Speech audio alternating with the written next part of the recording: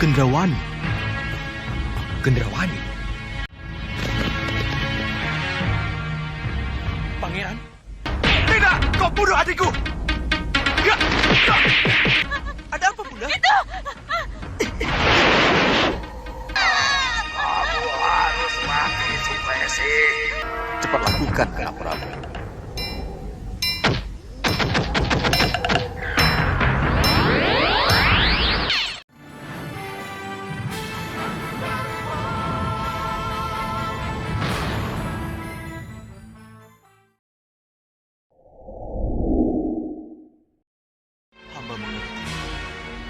Hamba mengerti.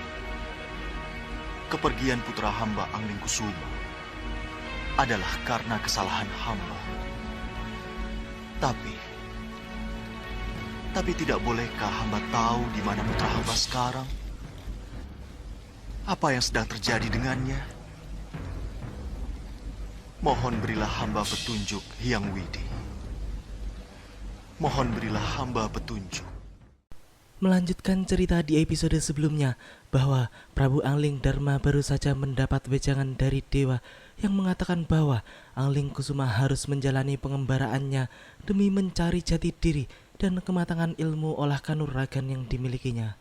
Setelah itu, sang Prabu pun menghampiri permaisurinya, Dewi Sekarwangi, dan menyampaikan semua pesan dewata kepadanya bahwa memang Anglingkusuma mau tidak mau harus pergi dan akan tetap kembali pada saatnya nanti. Dan lagi-lagi pembicaraan Anglingdarma dan Dewi Sekarwangi tersebut didengar oleh Dewi Sukesi yang tiba-tiba saja muncul dan menguping. Ia pun bertekad untuk bisa membuat Anglingkusuma tidak akan kembali lagi ke Malwapati selamanya dengan kematian. Dinda mengerti, Kanda. Dinda mengerti. Tapi walau bagaimanapun juga, rasa sedih, cemas dan kehilangan tidak akan bisa hilang begitu saja. Tapi inilah kenyataan yang harus kita hadapi. Iya, aku tidak boleh lengah. Aku harus berlomba dengan waktu. Di ruangannya, Dewi Sukesi pun sedang berbicara dengan Sailindri. Dayang yang sama-sama berhati jelek itu pun membujuk Dewi Sukesi supaya berusaha keras untuk segera menyingkirkan Anglingkusuma dari muka bumi, supaya rencana mereka untuk menjadikan Danurwenda sebagai raja bisa cepat terwujud. Ia pun mengusulkan untuk membunuh Anglingkusuma dengan menyewa pendekar bayaran yang berilmu tinggi, yaitu Bayanaka dan Bayaniki. Sailindri pun kemudian segera mengantar Dewi Sukesi pergi ke padepokan dua pendekar bayaran tangguh tersebut. Dan setelah sampai, Dewi Sukesi pun sangat puas dan yakin bahwa dengan kesaktiannya, Bayanaka bisa membunuh Anglingkusuma dengan mudah.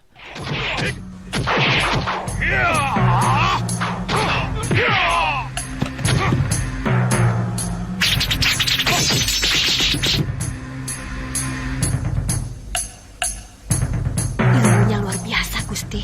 Iya. Dengan imbalan yang memadai, saya sanggup memastikan ketidakpulangan Pangeran Anglingkusuma, Gusti Ayu. Iya, aku percaya itu. Itu sebabnya aku bawakan kamu ini. Sejenak kita menuju Gendrawani dan Soca Cendawa yang pada saat itu sedang nyasar di daerah Parangkubarjo.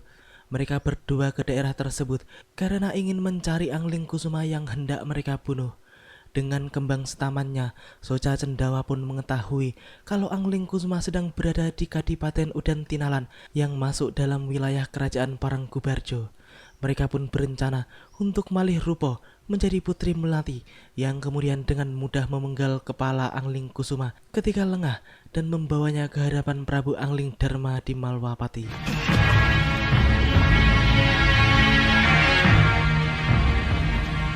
Kendrawani. Kendrawani. Kaget dengan kedatanganku, Anglingdarma. Iya.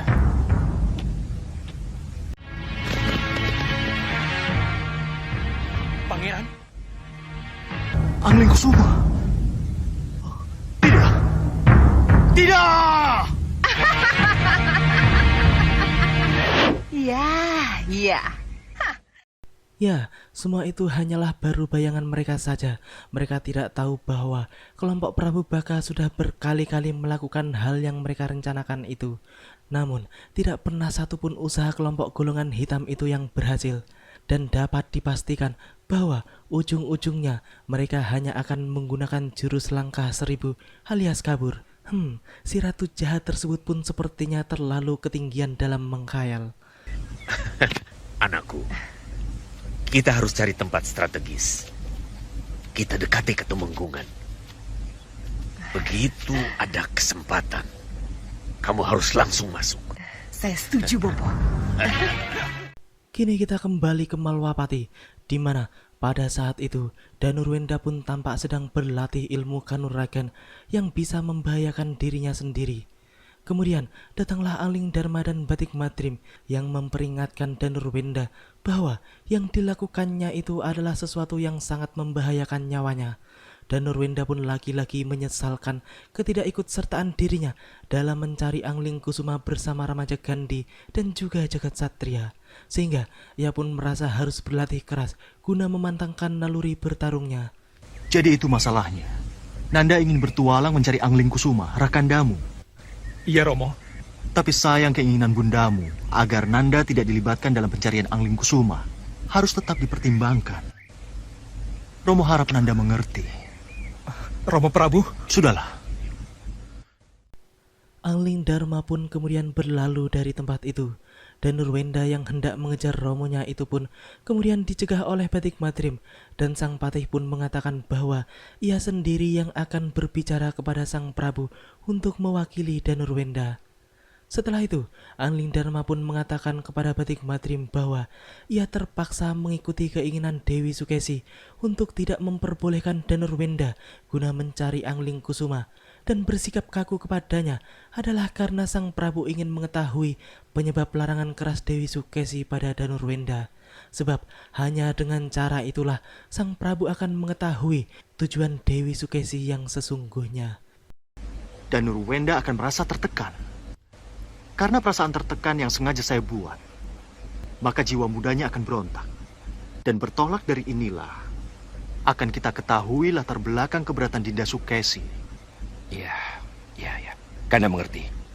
Maka dari itu, Kanda, mari kita lihat saja apa yang terjadi setelah Danurwenda benar-benar merasa tertekan. Ya. Kita lihat saja. Ya, baik. Mari. Di sisi lain, terlihat Dewi Sukesi sedang bersama dayang-dayangnya. Tiba-tiba, datanglah Sailindri dengan mengendap-endap menuju kamar sang selir tersebut dan mengetuk pintunya dengan pelan.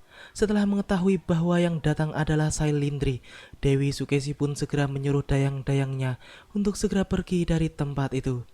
Dan yang menarik adalah Danurwenda sempat melihat tingkah Sailindri, sehingga ia pun menjadi curiga dan penasaran, yang akhirnya ia pun mendekati kamar ibundanya dan menguping pembicaraan ibundanya tersebut dengan dayang kepercayaannya itu.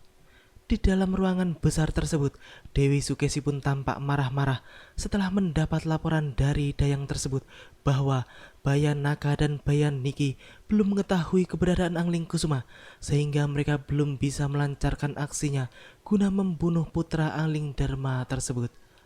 Kalau tidak salah, mereka itu pembunuh bayaran. Kenapa Bunda berhubungan dengan mereka? Saya benar-benar tidak tahu, Gusti Ayu. Salindri, aku tidak mungkin kembali lagi ke tempat Bayanaka dan Bayaniki. Bahayanya terlalu besar. Aku tidak mau pengalaman burukku terulang lagi. Aku tidak mau ada punggawa atau orang lain yang tahu aku ke tempat Bayanaka dan Bayaniki. Seperti yang pernah terjadi ketika aku ke rumahnya rampak si peramal itu. Iya, Gusti Ayu. Danurwenda tampaknya juga mengetahui siapa Bayanaka dan Bayaniki itu. Mereka adalah pembunuh bayaran yang sangat sadis. Ia pun tampak sangat terpukul dan tak habis pikir ketika mendengar langsung bahwa ibundanya menyewa orang-orang tersebut untuk membunuh kakandanya Angling Kusuma. Bahkan ternyata semua kejadian tentang pelarian Angling Kusuma disebabkan oleh ibundanya karena ramalan Nyi Rampak. Danurwenda pun kemudian mengikuti Sailindri yang ditugaskan oleh ibunya untuk menemui kembali para pendekar bayaran tersebut supaya bisa menemukan dan menghabisi Angling Kusuma secepatnya. Di kediaman Bayanaka dan Bayaniki, Nyi Sailindri pun menyampaikan pesan dari Dewi Sukesi supaya mereka bisa lebih cepat lagi untuk menyelesaikan tugasnya sebelum didahului oleh Ramaja Gandhi dan Jagat Satria yang juga sedang mencari putra Angling Dharma itu. Rencana akan tetap berjalan nih. Tapi kita tak mungkin berangkat malam ini. Kita tak mungkin berangkat. Alasannya? Ini malam sial kami nih. Malam apes kami. Kita tidak mungkin berangkat malam ini. Apapun alasannya.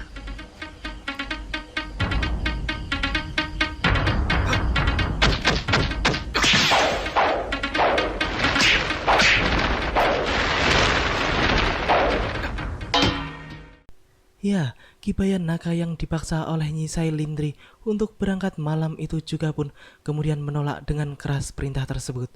Karena hari itu adalah hari apes mereka, di mana ilmu kesaktian mereka tidak akan bisa bekerja dengan maksimal.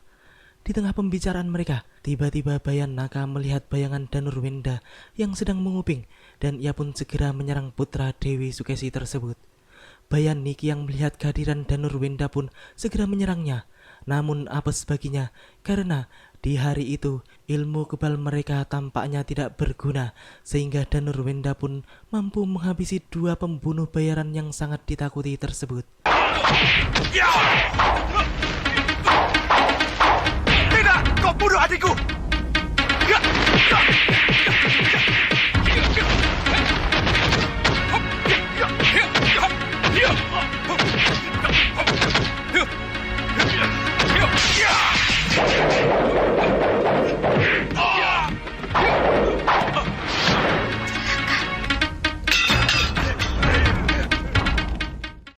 Di Malwapati, pada malam itu, Angling Dharma yang sedang bersama Dewi Sekarwangi pun tiba-tiba mendapat laporan dari seorang dayang yang mengatakan bahwa Dewi Sukesi telah membunuh Nyi Sailindri.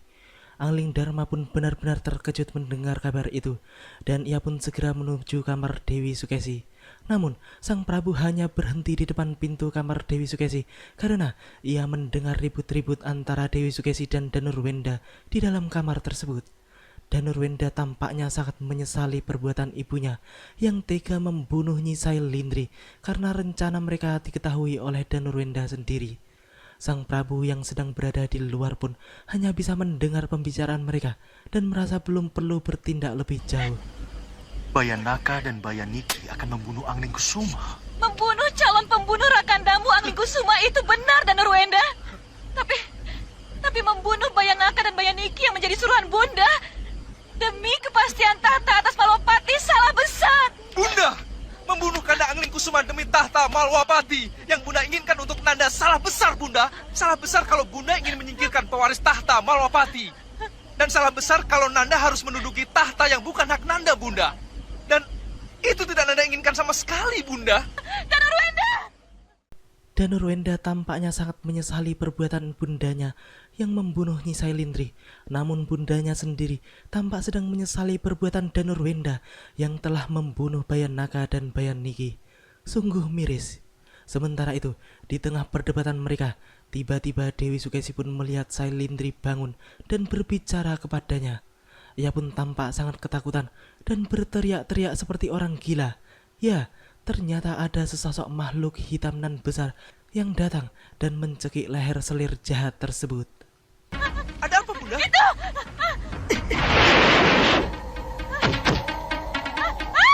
Ada apa, Bunda? Kamu harus mati, Sukesi. Kamu harus ikut aku ke neraka. Kenapa, Bunda? Bunda! Bunda! Kenapa, Bunda?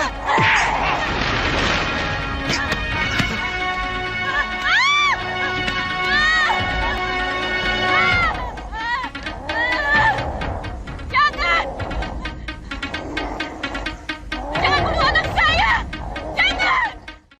Angling Dharma yang mendengar kegaduhan tersebut pun kemudian segera meminta petunjuk dewa, yang kemudian memberitahukan bahwa yang menyerang Dewi Sukesi dan Danurwenda adalah roh jahat kiriman dari kelompok golongan hitam. Sang Prabu pun kemudian segera rogoh sukmo dan masuk ke dalam kamar Dewi Sukesi, yang kemudian Sang Prabu pun segera menghajar makhluk hitam tersebut. makhluk itu pun tampaknya sangat kuat, sehingga Sang Prabu pun harus menggunakan pusaka dahsyatnya, yaitu pedang pencabut sukma untuk memusnahkan makhluk hitam besar tersebut. Sudah saatnya anak Prabu menggunakan pedang pencabut sukma. Cepat lakukan, anak Prabu.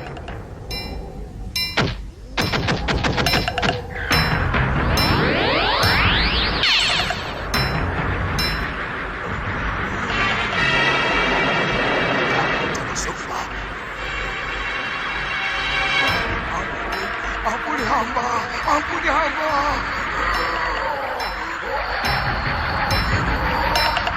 Tidak, tidak.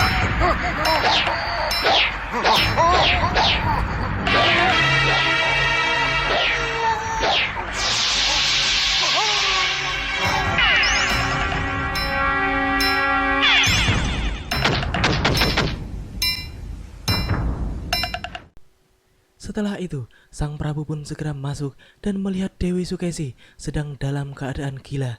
Ia pun sudah tampak tertawa-tawa sendiri dan juga seperti mau menangis. Intinya adalah tingkahnya saat itu sama persis seperti orang gila jalanan. Mungkin karma atas perbuatan jahatnya selama ini sudah mulai tampak. Nurwenda, Romo, kenapa tidak Nanda panggil Dayang dan para penjaga? Nanda. Akan nanti. Sekarang panggil para Dayang dan para penjaga. Baik, Romo. Cepat. Aku juga.